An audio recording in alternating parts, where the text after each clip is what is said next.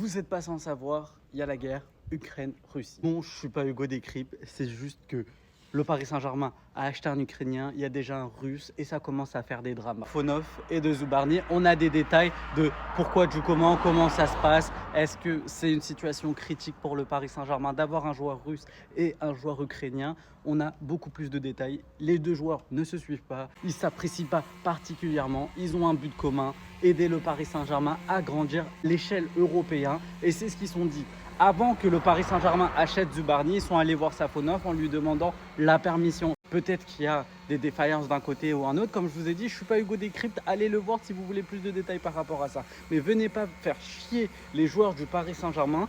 Dites-vous, avant d'être une personne d'un pays, ce sont des êtres humains.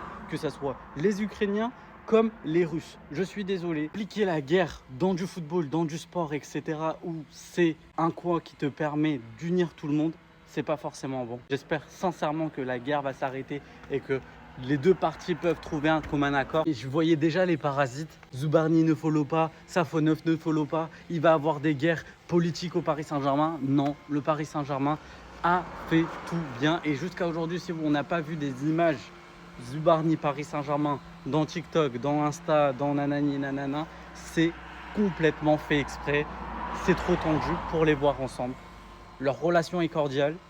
Le Paris Saint-Germain va avancer avec ces deux joueurs et il l'assume complètement. Et de faire des chichis, les gars, c'est pas le moment. Comme toi, wesh.